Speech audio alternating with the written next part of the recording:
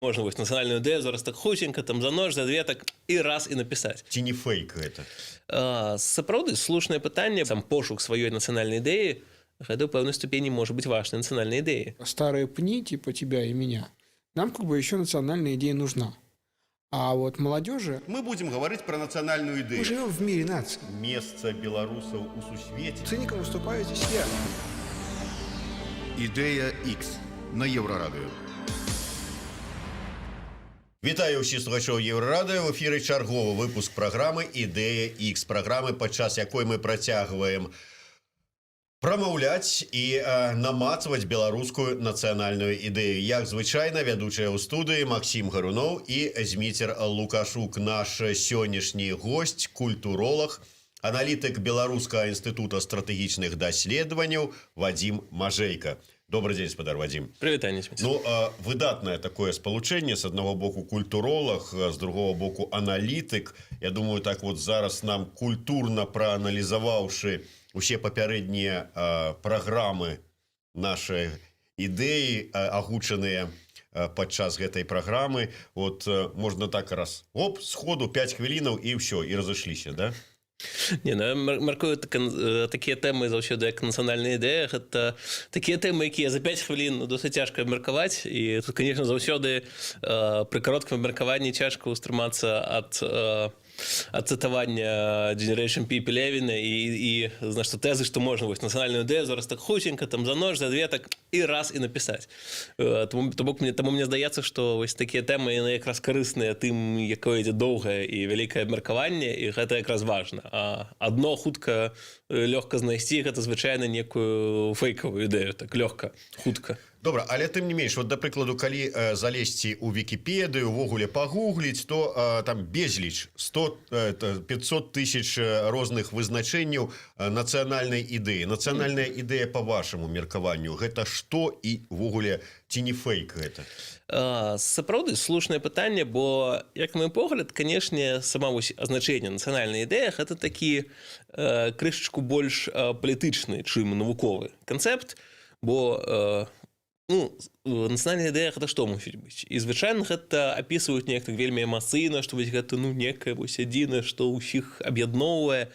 Але адразу тады ўзнікаюць, калі ж так навукова падыходзіць, мы маем канцэпт этнічнай нацыі ці грамадзянскай нацыі, да якой нацыі гэта ідэя мусіць быць і як яна мусіць працаваць. І, адпаведна, калі мы ўжо кажам пра беларускую глебу, то вяртаемся да пытання, ці сфарміравалася беларуская нацыя, у якой ступені і што з гэтым як. І, зрэшты, што мне падаецца, можа, адно з найбольш важных якраз у сённяшні час, гэта тое, што мы размаўляем пра нацыянальную ідэю ўжо ў пэўнай ступені ў постнацыянальныя часы. Калі мы тут сядзім і калі мы спытаем там зусім маладых людзей, падлеткаў, ці нават там тых 20-20+, гэтыя людзі, яны ж шмат у чым жывуць у такім постнацыянальным свеце, свеце без межаў, свеце адкрытага інфармацыйнага грамадства. І ў гэтым свеце гэта, в прынцыпе, тычыцца і кожнага з нас, проста на падлетках гэта, як заўсёды, найбольш бачна, вось гэта ўсе розніцы пакаленняў.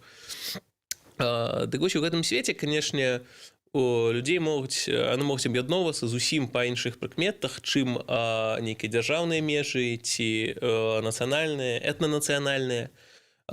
І, напрыклад, у некага маладога айцішніка, у яго куды больш агульнага з маладым айцішнікам з Індыі, чым са старым аграрыем з Беларусі, з суседняй вёскі. А тогда это классовая принадлежность. Адпаведна. Таксама гэта можа тычыцца там пытанняў адукацыі, нейкіх ідэйных поглядаў. Можа там больш лёгка знайсці агульную мову з нейкім там, не ведаю, лібералам з там заходняй Еўропы, чым з нелібералам, такі з суседняга дома, з свайго пад'езда. І, адпаведна, з гэтага мяняюцца, паколькі мяняюцца супольнасці, мяняюцца працэс камунікацыі. І у такой сітуацыі, канешне, вельмі цяжка казаць пра нацыянальную ідэю вось у нейкім такім старым уяўленні, што, маўляў, вось гэта нешта адзінае, што аб'яднае ўсю нацыю ў нейкім адзіным памкненні. Ну і, до речі, заўсёды добрае пытанне, ці варта нас у такім памкненні аб'ядноўваць, бо калі вось уявіць, а што такое рэалізаваная нацыянальная ідэя? Дзе яна ёсць, каб яна была вось дакладна сфармулявана, запісана і ўсіх аб'ядноўвала. І, звычайна, мне так на думку прыходзяць всялякія не надта прыемныя прыклады, як, не ведаю, там, камуністычны Кітай з цытатнікам Мао, якім вось людзей у твёрдай вокладкі забівалі, іх была вось прыпісаная нацыянальная ідэя. Ці, канешне, Паўночная Карэя, ідэя Чучхе, вось мусіць усіх аб'ядноўваць.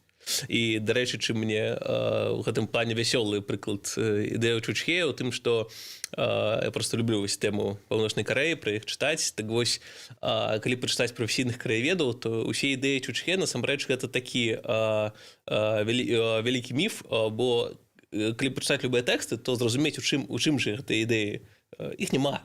Яны заўсёды вельмі пустыя, і ідэя, калі паглядзець, ўсё сводзіцца да таго, што ва ўсім мусіць быць на пачатку чалавек.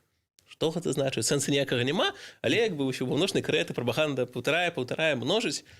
І таму, калі так навукова глядзець, мы прыходзім да думкі, што вось такім ідэалістычным разуменні хіба альбо такой нацыянальнай ідэі няма, альбо калі яна з'яўляецца, як нейкі там цытатнікі Мао, то гэта досыць сумневна выглядае. Але, канешне, гэта не значыць, што ось адсутнасць такой простай, лёгкай і проста сфармуляванай кожнаму зразумелай ідэі, гэта не значыць, што не можа быць пэўных складнікаў, важных для нацыянальнай ідэнтычнасці і імкнення да якіх можа на пэўным этапе з'яўляцца нейкі важнай ідэяй для грамадства. Вот он меня зачем заблыто. Вот я так и... так с этими культуролагами. Ну, с этими культуролагами, так я так не зразумел. Яна нам трэба национальная идея, ці не трэба? Смотри, он сказал так. Он сказал, что вот старые пни, типа тебя и меня, нам как бы еще национальная идея нужна. А вот молодежи, молодым пням. Молодым березкам, саженцам, вот как бы вот молодым, она им на черту не нужна. Потому что вот белорус-айтишник, он, в общем, у него много общего с каким-нибудь индусом-айтишником, а вот с этими, вот, которые вокруг него живут, общего у него мало. И поэтому, как предполагается, что мир так изменился, что, в общем, мы пни умираем, и к черту нас. Вот. А приходит новый мир, в котором никаких наций нет. Там есть какие-то другие способы объединения, другие способы организации больших коллективных действий, вот, но они не национальные. И специфика Беларуси в том, что здесь как бы пни еще живы. Чего я сюда приехал? Да, как бы здесь как бы пням еще есть место.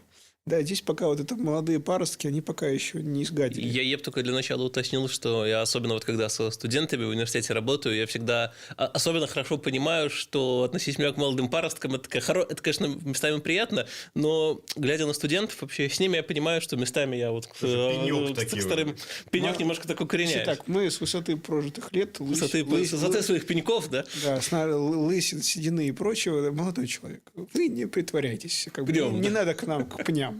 Давайте, отваливайте к своим, к паросткам. Добра, так все ж таки вернемся до гэтага. Вот этим молодым паросткам, вот як сказаў Максим, ім трэба нацыянальная ідэя? Ці ўсё, мы сапраўды живем у такой глобальнай сістэме, дзе ўжо пра нацыянальныя ідэі размаўляць некая прыкмета нейкая ўжо ўзросту, а ўсе гэтыя, скажем, там імкненні Каталоніі аддзяліцца і нешта даказаць, это таксама нешта такое пнёвае, да. Наша пнёвая. Ну і зараз я хіба яшчэ болей заблытаю, бо зараз хочацца з другого пункту гледжання на гэта ўсё паглядзець. Бо пры ўсёй вось гэтай рыторыкі пра то, што нацыянальныя дзяржавы адміраюць, тым не менш мы бачым, што у прынцыпе гэта ўсё застаецца на ўзроўні ідэі, але дакладнага распаду нацыянальных дзяржаваў у прынцыпе не адбываецца. Мы не можам прывесці дакладны прыклад некай вось была нацыянальная дзяржава, але яна распалася не таму, што часткі увайшлі ў іншыя нацыянальныя дзяржавы ці таму, што сталі незалежнымі нацыянальнымі дзяржавамі, а распалася проста за непатрэбнасцю. Людзі вырашылі разысціся. Таких асабліва няма, і асабліва, калі мы кажам, то ў ідэйным плане сапраўды вот по поводу вот того, что нет примеров. Какие это распались? Ну почему? Они распались, но у нас есть феномен массовой миграции. когда границы национальные остаются, а людей в этих границах не остается. То есть, допустим, соседняя Латвия, ее как часто приводят именно в пример такого. Или, допустим, Босния и Герцеговина. Тоже, в общем, как бы под 40% населения уехало. Или Болгария. И на самом деле, вот, как, по-моему, это, как ни странно, но во многом это один из вариантов национальной идеи, потому что вообще-то мне кажется, мы видели в том числе вот как раз на примерах стран там, Балтии, Восточной Европы, Центральной Европы, в принципе, многих стран, свеже присоединившихся к Евросоюзу, на каком-то этапе важной национальной идеей был их европейский путь.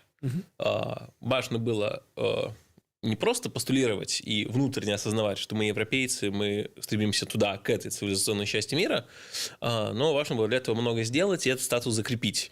Будь то членство в Евросоюзе, будь то членство в НАТО.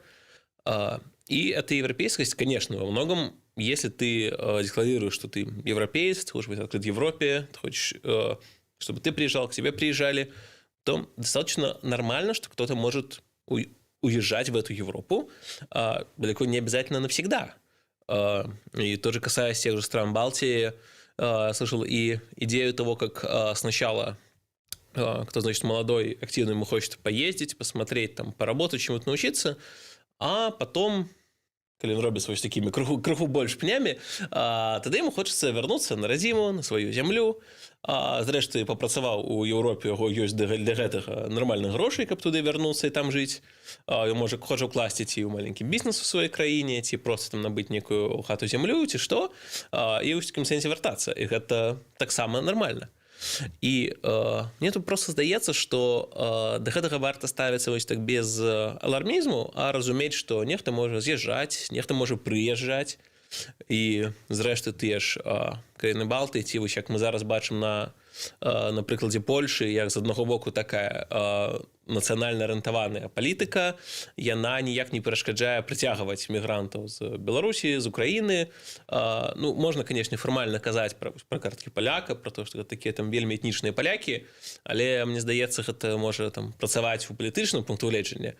Але, ну, конечно, любы разумны чалавек, мне здаецца, у Польшы таксама мусіць разумець, што, канешне, яны прыцягваюць наўпрост трудовых мігрантаў, тых, хто у ідэйным сэнсе цягнецца да такога ладу жыцця, ім цікавей з'ехаць у Польшу, а не ў Расію ці кудысьці яшчэ. І яны прыцягваюць не палякаў. Ну, пры ўсім пры тым, калі чалавек там давёў, што моя прабабуля па паперках хадзіла ў касцёл, ну, яшчэ не з'яўляецца неяк этнічнай нацыяй палякаў. Таму гэта якраз прыклад такога прыцягнення людзей хай сябе іншай этнічнай нацыі ў сваю грамадзянскую нацыю. І гэта да таго, як можа працэс гэтай нацыі будавання працаваць у сучасным свеце. Таксама бачым прыклады сепаратысцкіх рухаў, такіх як ужо згаданая Каталонія ці Шатландыя, якая, як разумею, зараз будзе ажыўляцца, сыходзячы з Брэксіту. І, дарэчы, цікава, як нацыянальны рух можа цалкам спалучацца з наднацыянальным. То бок шатландцы могуць казаць, што мы такія вось у United Kingdom, мы такія нацыяналісты, што мы інтэрнацыяналісты ў адрозненне ад іншых нацыяналістаў. І як бы це складана не гучала, але цалкам зразумела іх пазіцыя. І таксама, калі вось вяртацца да маладых гэтых парасткаў, пры ўсім пры тым, што мы казалі, ім можа быць не так цікавая тая нацыянальная ідэя, якая сабе уяўляюць вось старыя такія аксакалы, але гэта не значыць, што ім увогуле не патрэбнае пытанне нацыянальнай ідэнтычнасці.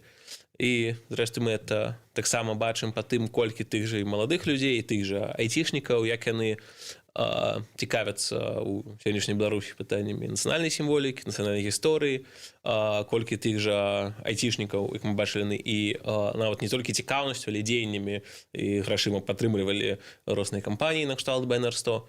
То бок гэтая цікаўнасць ёсць да нацыянальнага. І калі яна не ўвасабляецца вось такім старым бачаннем нацыянальнай ідэі, гэта не значыць, што гэтай цікаўнасці няма. Яна ёсць, яна таксама шукае нейкі свой шлях, як у сучасным такім постнацыянальным свеце ім знаходзіць сваю нацыянальную ідэю.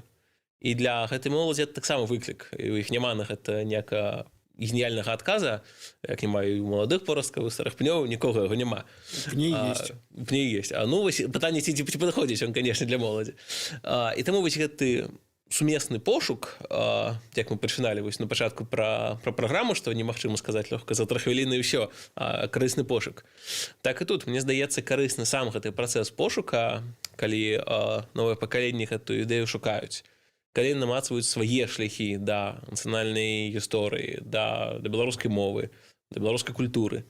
Калі яны бачаць, што мы не хочам, можа, так, як нам прапаноўваецца, але мы ж не ведаем, як хочам. І вось гэты пошук, ён і ёсць карысны, бо сам гэты пошук, сам пошук сваёй нацыянальнай ідэі, гэта ў пэўнай ступені можа быць важнай нацыянальнай ідэі. Людзі шукаюць сябе. Калі ёсць некая вялікая ці адносна вялікая колькасць людзей, якія аб'яднаныя пошукам сваёй нацыянальнай ідэі, яны ўжо ёсць пэўнай супольнасцю. Калі ўжо мы звярнуліся ў жартаўлівым сэнсе да Пелевіна, так варта таксама узгадаць у Generation P гэты пераказ гісторыі пра Сімурга, пра то, як 40 птушак шукалі парламент і вырашылі, што Сімурга ты і ёсць 40 птушак. То бок іх аб'яднанне ў пошуку гэта і ёсць пэўны сэнс. Слушайте, вот могли бы вы провести границу между того, что нужно, вот как вы представляете, что нужно паросткам, вот в смысле молодежи, и вот нами пнями. Вот можем провести этот самый, как его вот такой опрос. Вот, допустим, история. Нам пням история очень интересна, а молодым вот история белорусщины, там вот Великое княжество Литовское, потом вот массовая миграция славян с юга вот сюда на север, смешение их с балтами. Это молодым интересно? Нет. Мне кажется, это вот достаточно, мне кажется, что вот, то есть отличается язык, отличается, там, если говоря по Маклюну, отличается медиум, а не месседж. То есть отличается не интересом к истории или к культуре или к чему-то еще. Отличается способ узнавания и способ вовлечения. То есть, мне кажется, и той же молодежи, да, им интересна история, но, например, тот факт, что кто-то не хочет читать бумажную книгу «Пятитомник», это не потому, что ему неинтересна история, а просто потому, что в целом такой способ потребления информации в таком темпоритме, он меняется. И тоже касается, например, там, не знаю, получения академического образования исторического. Меняется как? Меняется, как меняется в целом ее... Они не в состоянии прочитать «Пятитомник»? Возможно, в состоянии, но не хотят. Они хотят посмотреть мультфильм «Будь мы белорусами». И почему мы видим популярность? Почему? Я презираю паростки. Они не читают книжки. Их можно презирать, но я бы вспомнил, есть мой любимый старый немецкий режиссер Фриц Ланг, который снимал прекрасные черно-белые фильмы 30-х, некоторые из которых были 5-часовые. И то, что мы сегодня не пойдем в кино смотреть 5-часовой фильм... Я хожу. Вот, супер. Пень. Я тоже люблю Фрица Ланга. Но в целом люди на это не пойдут не потому, что люди плохие или Фриц Ланг плохой, а просто другие способы потребления информации, другая скорость. В то время люди ходили в кино, это было редкостью, это было большим развлечением. Пойдя в кино, они хотели получить большой набор, как бы уже я пошел в кино, я уж купил билет, давайте мне 5-часовой фильм. И было нормально, что в центре киносеанса будет перерыв, люди сходят в туалет, сходят, поедят. То, чего мы так сейчас не ходим в кино. Снова, не потому, что мы хуже. То есть тоже с перерывами, тоже выйти поесть. Есть, такие большие кинопоказы, они проходят в Москве, в старых кинотеатрах, советских еще, в сталинских зданиях, и там, да, можно на перерыв, там можно даже поесть внутри. Да. Ну, мы же понимаем, что это не есть типичный способ потребления информации в современную эпоху. И я просто к тому, что да, в разные эпохи по-разному потребляют информацию, это само по себе не хорошо, не плохо. И, в принципе, можно, взаимно презирать. Это тоже классика. Конфликт отцов и детей. Пни презирают паростки, паростки презирают пни. За то, чтобы... Может быть, это разница, о которой вы упомянули. Может быть, это разница не между молодыми и старыми, а между людьми, которые привыкли ходить в ресторан, и между людьми, которые ходят в Макдональдс. Потому что вот то, что... Я б не сказал, что той же відео «Будь мы белорусами» это некий Макдональдс, некий фастфуд, некий абы что. Не, почему? Макдональдс тоже... Ну, тут размова про тое, что калі вот мы б не читали пятитомник по гісторыі, то моладзі трэба комікс, вот, у якім гэты 5 томоў будуць вот все под одной... Нам со Зміцером нужен бараний бок с гречкой, запеченный, чтобы принес официант, поставил, мы сели, долго... А мы и 1,5 годины будем это читать. Мы будем 1,5-2 часа ждать, потом 3 часа будем это есть, общаться. Вот мы так потребляем еду. А молодежи нужно прийти вот в Макдак, заказал, через 2 минуты тебе какой-то, с нашей точки зрения, дрянь дали, ты ее съел, там яркие химические вкусы, мозг получил этот серотонин, и они разбежались. Зрабіў фото в Инстаграм, это самое. Пару лайков разбежал. Знаешь, так само можна параўнаць, а калісьці людям трэба было, значыцца, апрануць нейкія прыгожыя строі, накрахмаліць іх, 3 гадзіны збірацца са слугамі. Ну да. Апрануць такія, значыцца, парыкі белыя прыгожыя. Не, парыкі. Каб быў не проста запечаны некая грэшка, не, а каб гэта было, значыцца, запечаны, нафаршыраваны, яго ўтыкалі зноў пер'ямі, зрабілі тэатралізаванае відовішча. Да. А зараз мы так не спажываем. Ну, вы так. А мы споживаем, да. Максим, я треба після запису долучитися, походимо в добрий кінотэатр, добрі ресторації такі, це цікаво. Але це того, що міняються гэтыя способи, і, як заўсёды, то бок, нейкі культурны кантэкст, ён мусіць адпавядаць епохі, адпавядаць таму, як людзі спажываюць інфармацыю, бо, мне здаецца, тут асноўная розніца нават не ў пакаленнях, а у гэтым самым дыгітальным кантэксце, наколькі людзі ўвогуле спажываюць дыгітальную інфармацыю. Бо заўсёды, калі чалавек, напрыклад, там, нехта, як Путін кажа, там, я не карыстаюся інтэрнэтам. Да. Вядома, заўсёды гэта будзе чалавек другой эпохі, просто цалкам іншай, незалежна ад яго ўзроста. Таму, я ж кажу, заўсёды пра пакаленне, пра моладзь, пра старых, заўсёды такая вельмі умоўная рэч, бо ёсць вельмі маладыя старыкі, ёсць вельмі старая моладзь. І ў добрым, і ў дрэнным сэнсе. І гэта нармальна. Таму заўсёды, калі вяртацца, зрэшты, да ідэі, бо, мне здаецца, мы такія ў пакаленческія размовы зышлі, гэтая ідэя нас заўсёды запатрабаваная. І калі глядзець, здаецца, вось, моладзь, усё, непатрэбная ідэя, ўсё, кладземся, паміраем, ўсё, гора. Але іменно просто патрэбны ў іншых формах, і трэба знаходзіць гэтую мову, якой размаўляюць людзьмі новага пакалення. Ну і зрэшты, калі ўжо казаць пра Беларусь, бачна, што для ўсіх пакуль няма нічога, што аб'яднала там ніякае пакаленне. Гэта для ўсіх пытанне пошуку. А можно ли вот тут конфликт и ту, который мы сейчас описали, представить так, что в Беларуси сейчас есть избыток ресторанов для пней? То есть, как бы все, что нам нравится со Змицером, стихи, романы, пятитомники истории. У меня такое ощущение, сижу с такими какими-то пушкинскими героями. Да. Вот это все, вот это как бы, вот наш стол полон, и он ломится. Да? То есть, как бы вот всего того, чего нам нравится, театр. Вот мы любим ходить в Янку Кипалу, прийти, да, там сесть, в антракте съесть бутерброд с красной икрой, там, пообщаться, потом прийти обратно в театр, там, большие бархатные вот эти вот завесы. Там, как вот это вот но это все, в принципе, не есть некая национальная идея. Если... Не, мы потребляем национальную идею, вот мы старики, вот в таком формате. И у нас все хорошо. Наш ресторан полон вот блюдами. Да, там, по поэзии молодой новой куча. То есть можешь прийти, какую-нибудь трепетную лань там, или какого-то трепетного эльфа, который там что-то новое такое придумал. Этого в избытке. Есть музеи, мы любим ходить в музеи. Я понял, в принципе, посыл, что как бы словно, да, у все есть, а вопрос... То есть в ресторанах с ресторанной высокой пневой культурой все хорошо. Все в порядке. Вот. А когда дело доходит до фастфуда качественного, да, то фастфуда нет. Ну чему есть? Вот тебе и Макдональдс, вот тебе китайские забегаловки, вот тебе граффити. Не, я имею в виду культурного фастфуда. Я бы сказал, тут есть две проблемы. И главная проблема случается из того, что люди, которые хотят потреблять фастфуд, ну или которые не могут позволить себе потреблять, как мы потребляем, да, то есть не могут они позволить себе сходить в театр, культура не позволяет, там, как бы, вот, ну, как бы по-разному. Часу да? нема. Да, ну, вот это вот, как бы, вот, все эти их низкие отговорки, они, то есть, как бы, главная проблема сейчас нынешней белорусской, как бы, политической повестки в том, что мы пытаемся их, вот, как бы, вот этих вот людей, которые хотят низкого, приучить к высокому потреблению, к потреблению высокой культуры, к опере, да, там, Витовт. Вот. А они не хотят. А нам больше нечего дать, потому что им нужен бургер, им нужно... Что они там еще едят? Вот как бы вот всю дрянь, которую они там летят, а у нас этого нет. Я думаю, тебе понятно. Тут, мне кажется, есть несколько важных проблем.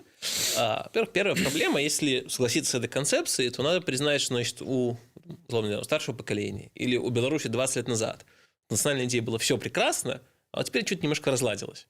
Ну, в принципе, если так посмотреть на историю, мы видим, что с белорусской национальной идеей всегда были большие вопросы, проблемы, и нет какого-то, значит, вот золотого века, где все было хорошо, сейчас к нему вернемся, и тогда все будет в порядке. Такого особо нету. Мы не можем сказать, что если было все так прекрасно, то как любой представитель молодого поколения почитает историю там 80-х, 90-х, и подумает, слушайте, если у вас все было так хорошо, чего же у вас так все плохо закончилось? Наверное, не так хорошо. По-другое, мне здаецца, тут ёсць увогуле розніца паміж розніца, канцэптуальная розніца паміж філасофіяй і ідэалогіяй. Вось не ў такім палітычным дзяржаўным сэнсе, а ідэалогію ў навуковым сэнсе. То бок ёсць філасофія, ёсць высокая культура, ёсць нейкія высокія ідэі, якія заўсёды яны будуць падыходзіць для некага вузкага кола інтэлектуалаў. І ў такім выглядзе яны ніколі не будуць для умоўных народных масаў. І наадварот, калі філасофія спрашчаецца і пераходзіць у форму ідэалогіі, яна можа рабіцца зразумелай для большасці людзей, але, канешне, тады яна страчвае сваю прыцягальнасць для вузкага кола інтэлектуалаў, бо заўсёды ім трэба іншае. І зноў-такі, як па мне, дык гэта нармальна. Нармальна, што там завадскі рабочы і інтэлектуал-філосаф, яны па-рознаму адносяцца і да культуры, да культурнага прадукта, і да ежы, і да нацыянальнай ідэі. Праблема ж не ў тым, каб іх звесці да чагосьці аднаго, а пытанне ў тым, як яны могуць суіснаваць і знаходзіць нейкі агульны інтарэс. Вось у гэтым пытанні. Ну і трэцяе, просто скончыў, мне здаецца, бачна, Максім, пажыў у Беларусі, вельмі так абеларусіўся ў адной рэчы, якая, мне здаецца, адна з нашых вялікіх праблемаў, калі я ўжо 100 разоў у розных формах па розных нагодах чуў про то, что у нас такой классный продукт. Ну, немножко с маркетингом проблемы, продать не можем, а продукт у нас такой классный. Так вот, ну, маркетинг, упаковка мы плохо. І чомусь шмат, калі пожалуйста, прамысловасці, вось як мы зараз бачым пра нацыянальную ідэю, мы зводзім да гэтай думкі. Мне здаецца, яна вельмі памылковая, бо ну, амаль не бывае такого, што ўсё цудоўнае, просто ідэальнае, а чамусьці ўсе вакол дурныя гэта не бяруць, таму што маркетинг не працуе. Так не бывае. Ну, чыста лагічна, калі мы выстраілі класную прамысловасць, у нас усе аддзелы працуюць ідэальна, толькі адзін аддзел вельмі дрэнна. Менеджерскі так не бывае. І таму мне здаецца, калі наша нацыянальная ідэя наша такая будзе моцная, усе яе там у інтэлектуальным коле усвядомяць, разбяруцца, моцную класную выпрацуюць, тады, калі ўжо так все добра, тады знойдуцца і магчымасці яе распаўсюду, і шляхі, і магчымасць яе, як це завецца, бывае пераклад паміж рознымі мовамі, а бывае пераклад інтралінгвістычны, здаецца. Пераклад у межах адной мовы, але пераклад на розныя мовы ўнутры яе. То бок перакласці з мовы інтэлектуалаў на мову шырокага насельніцтва, ці з мовы старога пакалення на мову малого, ці з гуманітарыя на технаря, і гэтак далей, і гэтак далей. То бок гэты ўнутраны пераклад таксама мусіць працаваць, калі з нацыянальнай ідэяй ўсё добра. І, як па мне, то яго не варта недаацэньваць, то бок гэты ўнутраны пераклад, гэта вельмі важна, як ён працуе. І без яго гэтыя цудоўныя ідэі не будуць не распаўсюджвацца, не будуць рабіцца папулярнымі, не будуць рабіцца зразумелымі. А зрэшты, пакуль мы кажам не пра ідэю інтэлігенцыі, а калі мы кажам пра ідэю нацыянальную, то яна апрыёры мусіць быць больш шырокая, чым для нейкай вузкай купкі людзей. Хай сабе і такіх выдатных, як мы. Я просто хочу... Неяк вельмі пафасна атрымалася. Ну, нормально, трэба ж і пафасу троху. Удакладніцца хацелася б. Все ж таки, ну, прыйшлі да высновы, што нацыянальная ідэя нам пры ўсіх так розных нюансах, але патрэбная.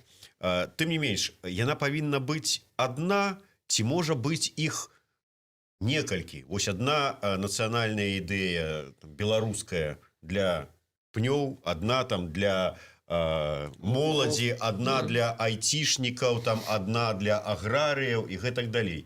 Вот як все ж таки тут?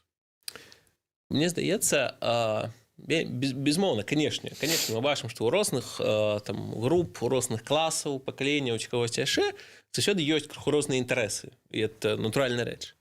Але важна, калі мы знаходзім нешта такое, што гэтыя ўсе інтарэсы ім не супярэчаць, а кожны ў гэтай ідэі знаходзіць свой інтарэс. Тое самае, як мы зараз казалі пра еўрапейскія імкненні краінаў Балтыі, Вядома, там нейкі стары, можа, нейкі стары фермер шукаў гэтым еўрапейскіх субсідый на сельскую гаспадарку, а нейкі там малады выпускнік каледжа шукаў магчымасці з'ехаць працаваць у Германію, набрацца досведа, а нейкі бізнесовец шукаў у гэтым магчымасці прыцягнення новых інвестыцый. Кожны ў гэтым бачыць нешта сваё, і гэта нармальна. Але калі гэта вось сыходзіцца, і калі кожны бачыць, што ён можа знайсці свой інтарэс у пэўнай ступені у нечым агульным, і спалучэнне гэтых інтарэсаў можа быць такім моцным, можа прывесці да нейкіх моцных здвігаў, якіх кожны з іх сам не можа так вырашыць такім чынам свае праблемы. І тады знаходзіцца вось гэты супольны інтарэс ці супольная ідэя, якая, аб'ядноўваючы вось гэтае імкненне, яна кожнаму дае адказ пэўны на яго праблемы. Вядома таксама, што не бывае ідэальных сітуацый, не бывае так, каб усім ад нейкай рэформы стала дакладна лепей, ці ад некага цывілізацыйнага выбара, ці ад некага агульнанацыянальнага імкнення. Заўсёды ёсць тыя, хто мае, напрыклад, прынцыповыя ідэйныя супярэчнасці, напрыклад, выбіраючы нейкі празаходні, пранацыянальны беларускі шлях, заўсёды беларускае грамадства будзе сутыкацца з купкай людзей, вось як зараз нам бачылі на выбарах накшталт Эльвіры Мерсалімавай, якія, напрыклад, жывуць у рэгіёнах, якія прарасійскія па сваіх поглядах, і яны таксама ёсць. І трэба зразумець, як знаходзяць такія шляхі, якія таксама не будуць не проста ім казаць, што вось вы нам не патрэбны, хай вам будзе горай, а думаць, як з гэтымі людзьмі таксама жыць у адным грамадстве, і у тым ліку, каб яны бачылі, што яны для сябе ў гэтым знаходзяць. Альбо разумець, што так, нехта будзе прайграўшы, нехта не будзе задаволены, і нехта выберы іншае. І, зрэшты, такія расколы, гэта непазбежна. Вось мы ўзгадвалі пра Шатландыю, ці не толькі пра Шатландыю, увогуле зараз такая пэўны феномен полярызацыі грамадства, калі як у выбары Брэксіта ці выбары Трампа, калі грамадства расколваецца амаль на палову, і так, канешне, матэматычна, дэмакратычна мы можам падлічыць, якая палова там, ці можа, як у выпадку Брэксіта, якое колькасна большае, ці як у выпадку Трампа, якая колькасна меншая, але з пункту гледжання там амерыканскай дэмакраты і сістэмы выбаршчыкаў, і яе меркаванне мусіць быць больш улічана, і это можна неяк падлічыць. Але, канешне, гэта не змяняе таго факта, што так, у такім полярызаваным грамадстве заўсёды нехта будзе нязгодны, і далей пытанне, што нехта можа проста гэта грамадства выключыцца, ці то з'ехаць, ці то сысці ў некую ўнутраную міграцыю, а некага трэба ўсё роўна аб'ядноўваць, і як умоўным фанатам Брэксіта трэба яго праціўнікам таксама неяк растлумачыць, у чым жа будзе ім лепш жыць пасля Брэксіта. Адпаведна, тое самае трэба думаць любому аўтару ці то прамоўтару беларускай нацыянальнай ідэі, трэба думаць, як пры гэтай ідэі будзе жыцца тым, хто не надта з ёй згодны, ці то як ім знайсці ў ёй нешта для сабе таксама, ці то як яе прасоўваць, калі вось нехта будзе яе відавочным такім ворагам. І таму любы пошук ідэі гэта такі сапраўды складаны шлях, але гэта шлях, які, як я казаў, сам па сабе гэты пошук, ён можа у значнай ступені аб'ядноўваць нацыю, калі яна бачыць, што гэты пошук ёй патрэбны. Удакладненне яшчэ тады адно. Калі вот все ж таки аб'яднанне і вот эта вот палярызацыя, пра якую казалі, у дадзенай сітуацыі, калі ідэя адна, але для ўсяго грамадства, ці важна і як быць у этой сітуацыі, на якой мове фармуляваць эту ідэю, пад якім сцягам яе несці ў масы і гэтак далей? Безумоўна, пытанне і мовы, і мне здаецца, са сцягам можа у пэўным сэнсе як-то не дзіўна, як мне здаецца, прасцей, бо ніколі вось это цікавае пытанне, якое было б даведацца ў грамадства, колькі у нас ёсць у грамадства людзей, якія гіпатэтычна гатовыя былі б з чырвона-зялёным сцягам выходзіць на вуліцы ў выпадку, калі гэты сцяг будзе знаходзіцца ў такім палітычным стане, у якім сёння был чырвона-белы. І як мне падаецца, гэта толькі мая гіпотэза, што такіх людзей вельмі няшмат, бо вельмі лёгка аб'ядноўвацца вакол дзейснага сцяга, куды складанне вакол зусім іншага. Таму мне здаецца, якраз пытанне сцяга і герба, яны хоць і складаны палітычна, але ў пэўны момант яны будуць вырашаныя і не выключаць вялікіх складанасцей. У гэтым сэнсе пытанне мовы, канешне, куды больш складанае, бо заўсёды калі чалавека пачынаюць для чалавека мова гэта ўсё ж таки важны то як ён камунікуе сусветам на якой мове ён мысліць і гэта тая рэч у якой нейкі лёгкае рашэнне і хуткае рашэнне як мне принаймні моя пазіцыя ў тым што лёгкае і хуткае рашэнне яно звычайна неэфектыўнае і толькі пагражае новымі адкатамі. Таму так пытанне мовы нацыянальнай ідэі гэта тое што для Беларусі заўсёды будзе складаным і тое што трэба будзе вырашаць паступова чым трэба будзе працаваць на вялікую перспектыву і разумеем мне здаецца дарэчы гэта не тое што трэба будзе гэта тое што ўжо робіцца і тыя што існуюць сёння і грамадскія кампаніі грамадскія ініцыятывы яны ў значнай ступені гэтаму спрыяюць як мы бачым за апошнія 10годдзі змяніўся як на мой погляд імідж беларускай мовы ад некай мовы хутчэй вось такой сялянскай і калгасніка так і таго чаго хочацца пазбавіцца бо як сорамна неяк мовы пэўнай эліты інтэлектуальнай эліты мовы да якой яшчэ не ўсе можа дымкнуліся і зрэшты вось адна з такіх звычайных адгаворак што я саромеюся размаўляць па-беларуску бо памылкі тое сёе яна сама па сабе так сабе канешне адгаворка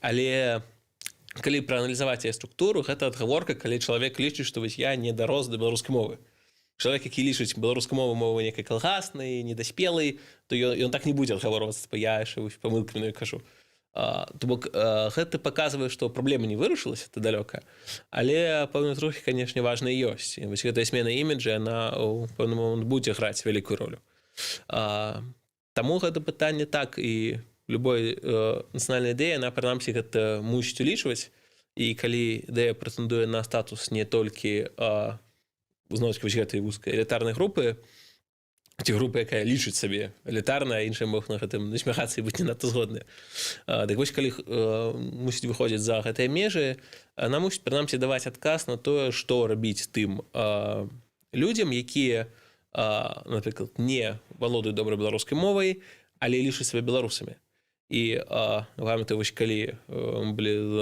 запрашаў Максіма на дыскусію пра нацыянальную ідэнтычнасці тады якраз задаваў як мадатар такое пытанне памятаю як па мне дык вельмі вясёлы адказ Ігора Случыка пра то што яны ўсе перавучацца мы іх прымусім яны перавучацца і ўсё нармальна вось мне здаецца на жаль так лёгка ці на шчасце так лёгка гэта не будзе працаваць і прынамсі трэба думаць як то лічыць гэта не значыць што перавесці ўсё на рускую мову і кропка назаўсёды зусім не абавязкова але прынамсі падумаць як з гэтым быць і як гэта мяняць гэта доўгі шлях які зноў-такі пошук гэтага шляха гэта ёсць частка гэтай ідэі як быць нацыяй з такім лінгвістычным становішчам як сёння ў Беларусі. Ну вот конкретная ситуация. Вот мы сидим с Максимом, ему ты отказываешь по-русски, мне отказываешь по-белорусски. И вот доходит момент, да, когда я тебе прошу, Максим тебе просит, скажет, сформулюй свою национальную идею. На какой мове ты будешь ее формулировать? Я хутчэй буду нешта фармуляваць па-беларуску, таму зноў-такі не таму, што я гэтай мовай карыстаюся матэматычную большую колькасць часу, а таму, што яна ў мяне асацыюецца з гэтым пошукам нацыянальнай ідэі. Але, зноў-такі, гэта мой пошук, і я разумею, што гэты пошук у тым ліку, калі я буду фармуляваць нацыянальную ідэю па-беларуску, гэта не значыць, што яна будзе ігнараваць вось гэту складаную білінгвістычную моўную сітуацыю. Зрэшты, таксама адзін з маіх важных пастулатаў, што пра важнасць распаўсюду беларускай мовы можна і трэба пісаць па-руску, тое самае і кажучы па-беларуску, варта не забываць, што сітуацыя складаней, чым такая, як бы нам проста марылась ці мроілася камусьці. Таму так, зрэшты, гэта зусім не унікальная сітуацыя для Беларусі, існуюць кантэксты і краінаў, дзе дзесяткі моваў рэгіянальных этнасаў, і трэба неяк у гэтым кантэксце будаваць нацыю. Ці кантэкст Ірландыі, класічны такі прыклад, дзе ўсё значна горай з моўнай сітуацыяй і з разуменнем мясцовай арыгінальнай ірландскай мовы і з тым, наколькі англійская мова яшчэ больш лёгкая і карысная для выкарыстання ў сучасным свеце, чым руская. Таму само па сабе вось гэтая наша складаная біянгвістычная сітуацыя, яна, як па мне, дык яна не ёсць невырашальная, яна ніяк не ставіць нейкі там крыж на пошук нацыянальнай ідэі. Гэта проста адна са складанасцяў, з якімі трэба працаваць, і трэба думаць, вось, зноў-такі, як нам такім розным знаходзіць агульныя інтарэсы. Ну, от, нягледзячы на складанасці, культуролог і аналітык Вадзім Мажэйка можа сфармуляваць зараз нацыянальную ідэю, ну, ці адразу для ўсёй Беларусі, ну, ці прынамсі агучыць сваю там нацыянальную ідэю, у адпаведнасці якой ён жыве і працуе. Які варыянт? Мне здаецца, ну, пачнем як аналітык з першага. Мне здаецца, на сённяшні момант тое, што найбольш блізка да беларускай нацыянальнай ідэі, гэта сапраўды пошук сябе, бо, зрэшты, далёка не ўсе людзі адчуваюць патрэбу знаходзіць нешта агульнае паміж сабой і будаваць агульную нацыю. Можна выбіраць іншыя шляхі. Хтосьці, мы бачым, недзе выбірае проста раз'язджацца, хтосьці выбірае улівацца ў іншую нацыю. На сёння я не бачу у беларусах памкнення масава стаць рускімі, ці украінцамі, ці палякамі, ці кімсьці яшчэ. Ёсць разуменне, што мы ўсё ж такі ёсць беларусы, і гэта нешта асобнае. Няма пакуль дакладнага адказа, што гэта дакладна ёсць, але ўсё гэта само адчуванне гэтай патрэбы і адчуванне, што не проста чагосьці няма, а што ёсць вось пэўная такая пустэча, што яна мусіць запоўніць. То бок, вось гэтая адсутная дзейсная нацыянальная ідэя, тым не менш яна адчуваецца некай дзіркай для шмат такіх людзей. Гэта дзірка можа прыводзіць да пэўных перакосаў, хтосьці моцна штурхаецца ў бок пошуку некай наднацыянальнай ідэі, там некага славянства, еўразійства, рускага свету, хтосьці, наадварот, як мы бачым, чаму вось вельмі лёгка нейкі беларус, там, мовна кажучы, з'ехаўшы вучыцца ў Польшу, робяцца палякамі, пачынаюць там пісаць у інстаграме па-польску, таму што яны у іншы шлях дашукаюць. Але мы бачым, што ўсё ж такі хіба большасць застаецца ў гэтым пошуку, большасць адчувае гэтую ўнутраную дзірку у адсутнасці нацыянальнай ідэі. І так ці інакш гатовая яе шукаць, гатовая пра гэта думае, гатовая пра гэта размаўляць. Вядома, не так, што чалавек пачынаецца зранку, думае, так, трэба заварыць гарбату, як там нацыянальная ідэя. Канешне, так не бывае, але сама вось падспудна недзе ў фоне гэтая праблема сядзіць, і асабліва як это абвастрылася ў апошнія гады, калі украінскі крызіс абвастрыў увогуле нацыянальнае і ідэйнае пытанне шмат для каго ў рэгіёне, вядома, больш за ўсё там для саміх украінцаў, але таксама і для нас. І вось гэтая дзірка і гэты пошук, яны актуалізаваліся і цяпер у пэўнай ступені прыводзяць да таго, што саспеў, калі то не запрос, то прынамсі саспела гатоўнасць вялікая для размовы пра гэта і для пошуку гэтай ідэі. І вось гэты сам пошук свайго агульнага шляху, насамрэч, гэта, як можа, не ведаю, прагучаць камусьці, можа, і дзіўна, але мне здаецца, гэта зусім неблагая ідэя для нацыі, калі мы разумеем, што мы супольныя і нам трэба нешта разам шукаць, нейкі адказ, нейкае вырашэнне нашых праблемаў, што нашыя праблемы, вырашаць праблемы і рэалізоўваць нашыя імкненні, жаданні, іх лепей разам у супольным пошуку. І вось гэта само па сабе, як па мне, вельмі важны момант.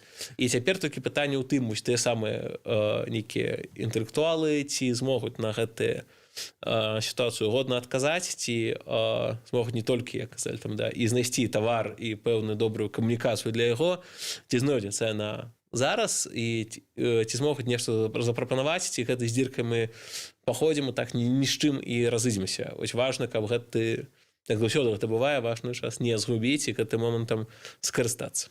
Таму нацыянальная ідэя для ўсёй нацыі гэта адшукаць сваю беларускасць, а нацыянальная ідэя Вадзіма Мажэйкі? Добрае пытанне такое. Як заўсёды бывае, лёгка разважаць на агульныя тэмы. Калі казаць, не ведаю, асабіста пра мяне, моя нацыянальная ідэя ў тым, што мяне шмат разоў пыталі, слухай, ну, типа, ты ж там, што варыянты, перспектывы, чаму ты ж у Беларусь, чаму ты не з'ехаў? І звычайна гэта пытаюць тыя, хто якраз такі з'ехаў.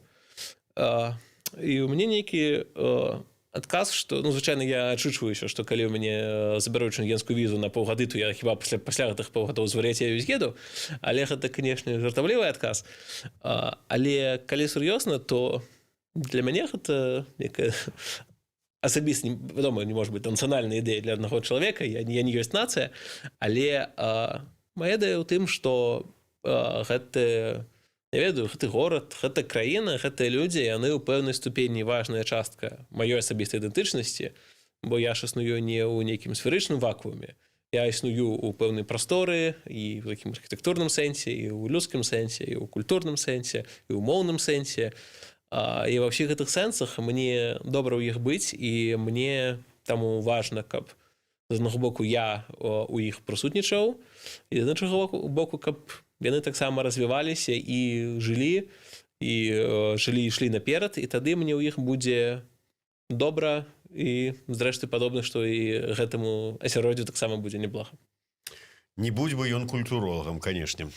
Тым не менш, дзякуй за такую вось нацыянальную ідэю, як запоўніць дзірку ў сабе, а дакладней шукаць сваю беларускасць. Вадим Мажейка і падаруначак ад Еўрарадыё і нашага партнёра, крамы з нацыянальным каларытам «Сымбаль Бай». Вось такі сімбаль пошуку, назовем гэта так. Так, сімбаль пошуку нацыянальнай ідэі, ну, вось гэта я знайшоў, і хай ён будзе мяне, як так заўсёды пра кубачкі кажуць такія банальнасці, ён будзе мяне саграваць, там, цёплай гарбаты. Да? Ну, так, Штурхай, павыражаць, не нойдзеш нацыянальную ідэю, я ж цябе. Гэтым, да. Ну, этим можно заполнить дырку. Як мінімум. Як мінімум кубачку запоўнім. Максим Гарунов, Дмитрий Лукашук, Вадим Мажейка. Дзякуй вялікі. Дзякуй, Дмитрий. Ідэя X на Еўрарадыё.